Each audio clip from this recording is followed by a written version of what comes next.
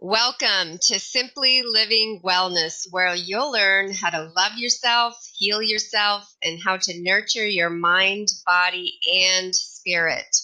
And today we're here to talk with my dear friend and coach, Gina Vance. Hello, Gina. Hi, Donna. Great to have you here. So after a career in engineering, wow, that was a surprise to me, Gina. Excruciating pain brought Gina on a path of research and training that introduced her to mind-body methods that helped her to heal the trauma that turned out to be the root of her physical pain.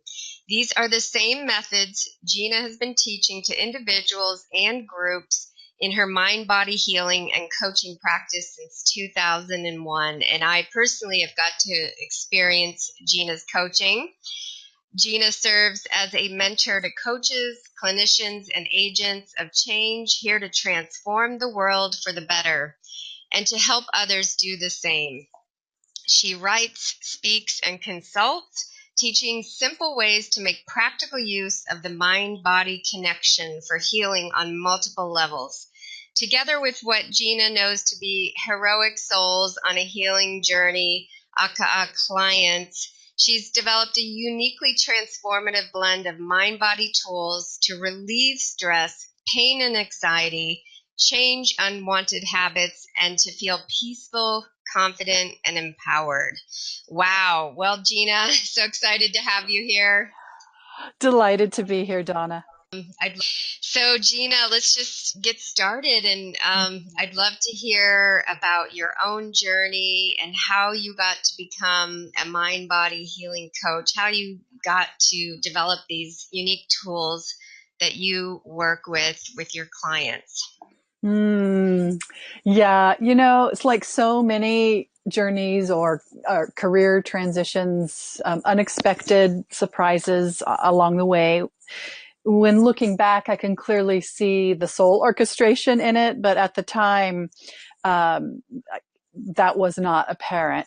But, it wasn't really until I became pregnant at 34 and finally I'd got this baby that I wanted for decades and any little twitch or anything, scared me because I'd wanted this so long that I didn't want anything to go wrong. So when I went to the doctor and they said I had a bladder infection and needed to go on antibiotics, when the nurse had called me and told me this, a nurse, by the way, named Bunny. Yeah. So right there, let's just start right there. The nurse is Bunny. And so even though I wasn't really, I wasn't into anything alternative or holistic. I wasn't educated in health at all. Something inside me, made me ask her, is there any alternative to antibiotics? And she laughed at me and cackled. And then she said, yes, the infection can go into your kidneys and you'll have a spontaneous abortion. Wow. So, so as appalling as that was, it was actually perfect for me because what it did, it made me so angry that it really activated my inner gumption. And I Mm. heard a voice inside me that said, I will find a way, and I had no idea. But then it was just a few days later, I had one of those NPR driveway moments where they were interviewing, Dr. Andrew Weil about his book called Spontaneous Healing. So I rushed right out and got it and read it overnight. And he recommended cranberry juice and guided imagery. And so in those days, it was like 1994 or five, there wasn't Google like there is now. So I had to write to the Academy for Guided Imagery and have them write back to me to tell me where a nearby practitioner was. And so I went and I had this guided imagery session. And, I was at the time a very left brain, uptight white girl, super achiever. That's how I coped with my childhood trauma, was just to super achieve. And but I was so afraid that anything could go wrong with this baby that I was highly receptive, and it's like I wasn't critical of the process at all. So I had this guided imagery session, and Hilariously, just outside the window behind me, jackhammers were going the whole time, which really unnerved. Yeah, it really unnerved the practitioner. And yet, in hindsight, that's perfect because it's really a strong orientation of my work is that I insist that this can be done anywhere under any conditions. You don't need dark rooms and silence and spooky music and so on. But That's what I love about it. yeah, and I was just so, desperate to keep my baby safe that I didn't care, though I saw she was clearly unnerved. And then when I went back and had my urine tested again, it was clear. And Ooh. and I said, "Oh, wow, the guided imagery and cranberry juice must have worked." And they said, "Oh no, you must not have had an infection in the first place." Of course. So that happened a few more times over the next decades, that kind of attitude. But it didn't faze me because I was just glad my baby was safe. So then I had this beautiful baby, the best thing that ever happened to me. And shortly after she was born, I experienced excruciating pain in my low back and down my legs, and it was, you can't really ever describe that level of pain. Mm. But I'll tell you that it was so debilitating. I couldn't even lift up my little infant's bottom to slide a diaper underneath her, and Oh, wow. so it would come, it would be bad, and then it would subside, and but it just kept coming back. And when I didn't think it could possibly get worse, it did. And so it put me hot on a trail of research. First, I blew through every conventional remedy that I could find in conventional Western medicine, and then thanks to Dr. Wild's book, I had this entree, this opening to a whole nother world of integrative, holistic, and alternative things. And so I tried a lot of things, and I'll tell you, it took me 5 years, which was a horribly That's long not, time. well, yeah, it's a lot shorter than it took me, but anyway. Well, and if I did not have an infant that I was not willing to abandon, I would not still be here because the pain was beyond describable. But I had a dear friend. He's passed away now, but Jake was a neurosurgeon, and so I consulted with him, and he told me, yeah, there's this procedure we can do where we essentially wrap a wire around the disc in your vertebrae, and then we electrify it, and it sizzles your disc like bacon. Oh, really? That sounds scary. Yeah, so exactly. Fear has served me well because I told Jake, you know what? I'm just going to keep looking. I'm going to keep that in mind. Thank you very much, but I'm just going to try a few other things. So, long story short, I tried all kinds of holistic and alternative and integrative healers, and took all kinds of courses, and it was the shaman, John Livingston. He was this old white guy with a ponytail, former geologist and turned MFT, turned shaman. He recommended that I go to hypnotherapy school. So I did. Mm. 18 months later, I came out of hypnotherapy school, and I was in love. And so I phased out of my engineering work and phased into a hypnotherapy practice.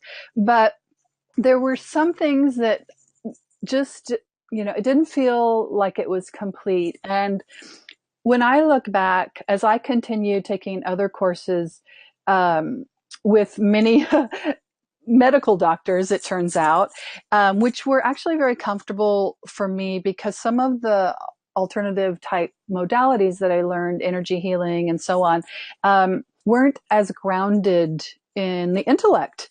And so it Mm. was very uncomfortable for me. And Mm. and I'm not anti-intellect, though I noticed in that world there was a lot of disparagement against the left brain. You're so in your head, etc. But when I look back, my sense is that I was gathering. My soul was driving me to gather pieces of a map, and I'd use the one piece, and it was good, but it wasn't really the whole map. And so as I continued working with some of these brilliant individuals, I would get additional pieces of the map, and then they all came together. And then there was just this very clear line of how to get to the treasure. And so Mm. these different pieces were left out of the other modalities, and there was of course in any modality, almost like a religion, there's this wonderful golden kernel of truth, and then around it there's a lot of stuff that may or may not be helpful. That morphed then into your own unique modality, really, right? I mean, you've It combined did. different different practices to make your own tools and methods. Yeah, and of course, my clients, my partners who I collaborated with, really helped me to recognize what's most effective and what's not really worth spending our time on to get you out of the suffering that you're in. So I give my clients just as much credit as the teachers that I was fortunate enough to sit with and learn from. Lovely. So tell us real quick about the pain then. So when did the pain actually go away, and at what process of the schooling did that happen? It wasn't really until I had all the pieces of the map in place, and the pain, I can see now, was really a tool to drive me forwards. Because hey, if it's not broke, don't need to fix it. Why do you need to spend money on another class and travel to learn?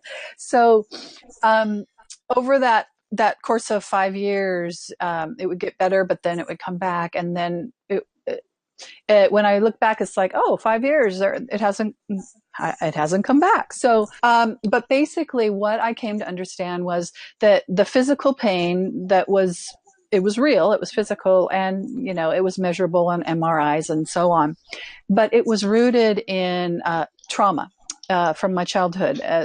And so it was a symptom or signal of post-traumatic stress that needed to be resolved. The stressful, the terrifying energies that I had stored in my body that didn't have anywhere to go. And so, just like anything that doesn't have a safe opportunity to be expressed, we can store it because we're amazing and clever. But the longer it's stored and the more gets stored on top of it, it begins to get distorted, and it will, find a way, like a pressure release valve, to ex- express itself, usually physically, not sometimes mentally, emotionally, or spiritually. So let some pressure off, but also to get your attention, as if it's beckoning you. Come, follow this pain to where it's coming from and resolve it. Please help. Yeah, so these symptoms or signals really are, we learn to follow that pain, that discomfort, to where it's coming from, then we can resolve it. And of course, we haven't been taught that. We've been taught to ignore it, to distract from it, to think positive, to get over it, but not really how to be with it in a way that's non-threatening and non-demanding, and then dialogue with it to find out what needs to happen. Yeah. Wow, that's a fantastic story. And gosh, who doesn't have back pain these days? Especially, I know there's all kinds of other things that it can help with, but back pain especially is really a problem for many people, and it can be so painful. So what an incredible story. Well, thank you. Yeah, I found that out, that it's one of the most, quote, popular, unquote, uh, things that people go into the chiropractor for. And really the pain that went down my legs, I wanted just to have my legs cut off. I would have been happy to be in a wheelchair at the time, just, to be out of the pain. Wow, I can't But even imagine. Mm. I'm very happy that I have my legs now and I can walk freely and comfortably. But yeah, it's really created a lot of compassion in me for people that are in pain and that are suffering interminably. Mm.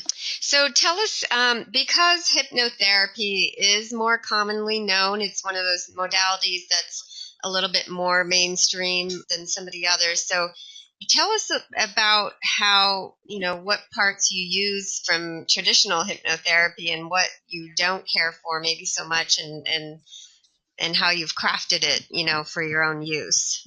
Yeah, well, I find it kind of amusing because for you, a person that's knowledgeable about health and wellness, it is more mainstream. However, in the last couple decades that I've been doing this, it's for the most part been considered a fringe therapy or a fringe science. Even though there's a plethora of research that supports its effectiveness, it's still had very much spooky connotations to the general public. So that's been a challenge also for my ego, because to be for me to be kind of considered among the what often is thought of as wacky hypnotists with sparkly glasses on stage making you bark like dogs, that wasn't comfortable for me. But I forged on. And so some of the things that are different about the way that I incorporate hypnotherapy into my practice is that the more old-fashioned way to do hypnosis is much more directive and bossy. It's kind of like in the old days when Dr. Welby told you so, you just believed it. And those days are pretty much gone. People, that doesn't really work so well for people anymore. And it's certainly not very interesting for me just to blah, blah, blah. You are well now. You are happy now. You are, Mm-hmm. And the other thing is that it didn't work for me. So, one really great learning opportunity I had, it was frustrating at the time, but I think it's hilarious now. 2 separate times I put on audio hypnosis for weight loss. And Mm-hmm. both times it worked like a charm for me to gain 10 pounds. Oh, wow. So it's like, Wow. okay, wow, what is going on here? And what I discovered was that it was pushing against what my body was trying to do for me to keep me afloat and to protect me, to keep me safe, and to deal with what it was dealing with. And the clear message that I got was, before you try to enforce new restraints and constraints onto me, why don't you deal with the reasons that you're in the situation? And it was kind of eye Mm. opening. And that's one of the things that is really different about the way I work, is that we're not trying to fight against anything, because that's the least effective way to get anything to change. Hmm. Not gonna, well, there's research that correlates to that out there that tells us that when you argue with someone, they get more entrenched in their belief. Right. So you're not going to convince anyone to change their mind by arguing with them or pushing against the belief or perception that they're holding. So this work is very respectful. It's very invitational. It invites you to explore and consider what you need to experience, explore, encounter, discover in order to get what you want.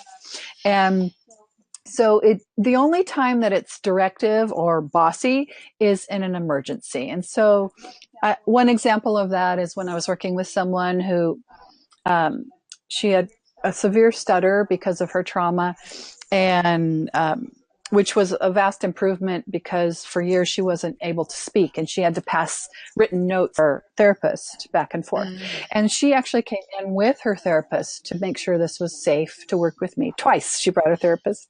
And Hmm. as soon as I guided her inward, she started panicking. And so I calmly asked her, what are you noticing? What's happening? And she was screaming that her rapist was chasing her. And so that's a time when the direct bossy, and now notice that there's a safe place to your right. Look there, go there now, and tell me when you're there and you're safe. Uh, And boom, works like a charm. That's more like in the emergency room. Your limbs are all broken on hanging, and you just want them to tell you what to do to help them help you. So that's when the directive kind of hypnotherapy is really helpful in an emergency situation. But in my experience, for me, the way I'm wired, and where most people have come to nowadays, this is really about people having a sense of agency, of their own power and capacity to connect to what they need to connect to make the changes that they want to make, not that somebody else is doing it to them or for them. And there, and I totally get a lot of times when we're in great suffering, we just want to lay on someone's table and say, please make it go away. Do it for me. Yes. Right. I wanted that umpteen million times. And I'll tell you, Donna, when I'm working with someone, there's clearly three of me in the room. There's one part of me, and I think of her over on the left, and she wants you to be out of pain right now. She wants you just to jump up, skip out the door, frolicking, and never ever skin your knee again. Only have pleasure. And then there's this other part of me that I think of on the right, and it does not want you to miss anything in order to learn who you are and what you're capable of. And even if, no matter how painful that is. And then there's this part in the middle that is just, it's more neutral, and it's just here to listen and support you in you experiencing whatever is most beneficial for you to experience to get what you want. I love it. And they can, I love that there's no expectations too. When I was doing the work with you, things might come, things might not come, but you had no expectations. My inner journey travel, there was no expectations. And sometimes I would just feel things, and there was no pressure to have to come up with some great message I was receiving or anything like that. Right. And I will say the one expectation that I do have now after working with clients for so many years is that I do expect that you have wisdom inside of you that knows exactly what you need to experience right now to get what you want and to make the changes you want to make. So it's an expectation and it's a faith in you, in your soul, in your wisdom that I have grown into over the years. And the more you practice it, I think the stronger that intuition and wisdom or ability to tap into that wisdom becomes, correct? Exactly. It's always there, but our ability to tap into it has kind of gone offline in a lot of ways. And also, we've kind of been scolded away from going there. We've been raised to listen to our elders or our parents or our clergy or our teachers or bosses or other people in our lives. And I'm not really supported in going within, connecting to ourselves and honoring that. Lovely. Yeah, that's what that book, Mists of Avalon, is all about. How we all used to be that way. And it's kind of the story of how we came, we got away from that. I don't know if you've ever read that, but it's a lovely book. No. I've heard of it. I think I'm going to add that to my reading list. Thank you. It's a fun read too. It's not super heavy. It's a story really, but it does talk just about that. So talk a little bit more about the inner journey, and what that is exactly. And yeah, I would love for our listeners to hear that. So the inner journey is really an experience of moving your attention into your body where all your resources are, all your strength is, all your support really is. But also that's where your pain is, your trauma, and those unresolved, distorted emotions that are very intense. So of course, we have to have a strong desire to be willing to go in there because there's a lot of scary, painful stuff in there. But in the inner journey that I guide my clients on, the first step really is to connect to resources of support and strength and comfort. So you have a sense that you're not alone, that you are supported, that you've got forces with you and supporting you that, feel bigger and stronger than you. And also to engage with them in a very simple dialoguing process where you're able to really feel the benefit of being in their presence, to get helpful messages and direction and guidance from them, to receive gifts from them for your journey, to help you to address what is waiting for you and calling to you. And so that's basically under the category of asking for help. It doesn't always go in this linear way because, like the gal I referred to earlier, when boom, it's emergency, you just deal with that. But ideally, we connect you to helpful resources. And this also helps to stabilize your nervous systems and strengthen your connection between your mind and your body, your left brain and your right brain.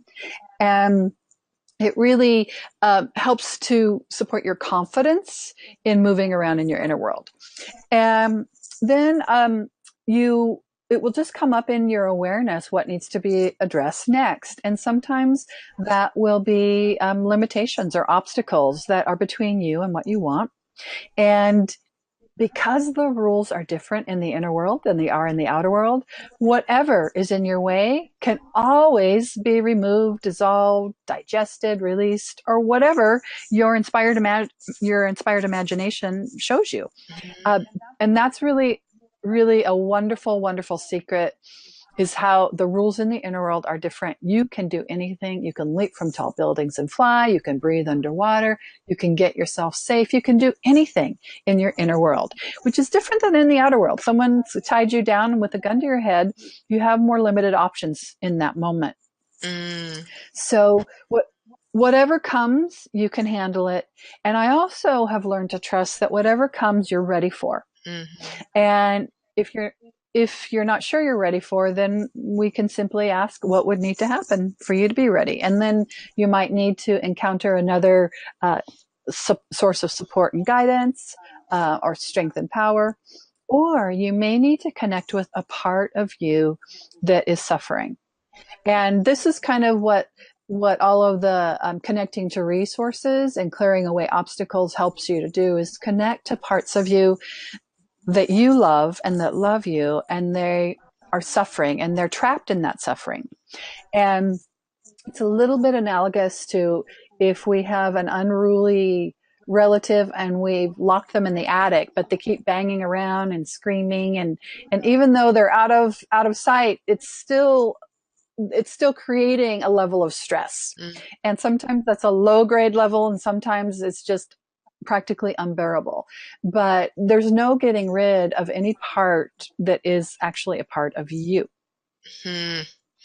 So that's, the inner journey, what happens during that process. Of course, you'll see transformations on the other side in your everyday life after you're doing the work. Yes. And they may be subtle. I know, there were times when we were doing our work together, I thought, well, what is really changing? I might not have noticed it, but then when suddenly they'll just appear and you'll be like, wow, that was a change. And when we'd get together every week, you'd ask me a check-in and how my week was. When you start to really identify how the week went, and you start realizing how the change is happening, and it's beautiful. And of course, it can be something like the physical pain that you had.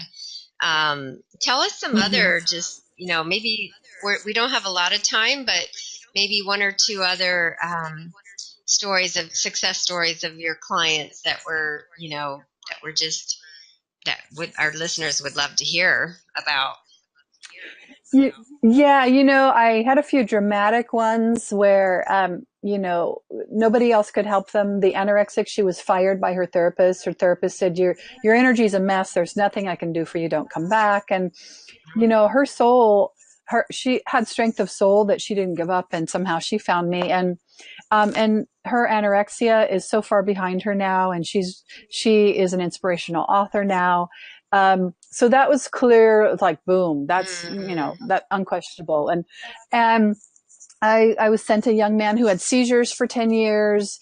Everything was tried, nothing worked. And, after 9 sessions, he was seizure free. And another young man who had violent outbursts and, ADD and OCD and, all these 3-letter diagnoses. And his psychiatrist said the only thing left to try is shock therapy, ECT, and and his mother, intuitively, said, well, what about hypnosis? So sent him to me, and gosh, amazing. And I didn't even want to work with him because I didn't think I could help him. Or the mom who had 3 little daughters, she wanted to get off crystal meth. And again, I told her, I can't help you. That's not my area of expertise. But she insisted, and she had those little babies. So it's like, okay, well, let's see what we can do. And boom, done. No, Wow. no more crystal meth. So those are some dramatic ones, but with most of my clients, it's like you, it is subtle. And that's kind of tricky as far as marketing goes, because we do, we when you come in, we articulate your desire, help you to place it in the form of an intention, and then guide you inwards to ask for help, what needs to happen in order to bring this into your experience. And usually it is subtle, and I've learned that that's part of its power, because it's so gentle and it's so natural and organic, and it comes from inside of you, that it's not always noticeable. And usually when you notice is when you're living your life and something happens, and when that similar thing happened before, you reacted a completely different way habitually, and this time your reaction is so different, and it's almost like, wow, what did we do, or what series of things did we do to create this effect? um, so it is subtle, but it's very profound, and it's permanent, long lasting, um, and whatever a person comes in asking for, there are a lot of cascading effects. There are additional benefits that were never even, asked for, that just kind of organically happen when you address certain specific things. Well, I loved hearing that there could be many changes yet to come for me just from that 6 weeks of work. So I look forward to that. Absolutely. Yeah. Well, Gina, we're just about Yeah. out of time, and I just want to thank you so much for coming on and sharing with our listeners and with me the work that you do. And how can our listeners find more about you, find more about this work? So, can you tell us how they can get a hold of you? Yeah, the best way is to go to my website, mindbodyjourneys.com. It's mindbodyjourneys.com. And then you can read about me, my work, some testimonials, the kinds of results some others have gotten in their work with me, and you can contact me from there. And I think you offer a phone call with people who are interested to kind of discuss their situation, whether you might be able to help them. Is that correct? Yeah, if someone's interested in working with me, that we can chat by phone, and no charge for that, to determine if working with me would be a good fit for you. And also, if you're not sure that you want to work one on one, I've got an online learning program that is fun and quite easy to go through. It's 8 days that changes everything, and it's not Ooh. arduous, but it does it really it's a kind of a concentrated form of the same things that I teach to my individual clients, and really really beneficial and fun. Yay! I'm so glad you mentioned that because I forgot about that. I know you just launched it. So, I mean, I think you've had it, Yeah, but got it on your website, putting all the pieces together so now that others can access it. So, very exciting. So, please check out yeah. Gina's website, mindbodyjourneys.com, and you can also find links right below this podcast. And thank you again, Gina. Hmm. Great. All right. Well, Yeah, thank you, Donna. and then we'll talk real soon. Bye now. I look forward to it. It's been a pleasure.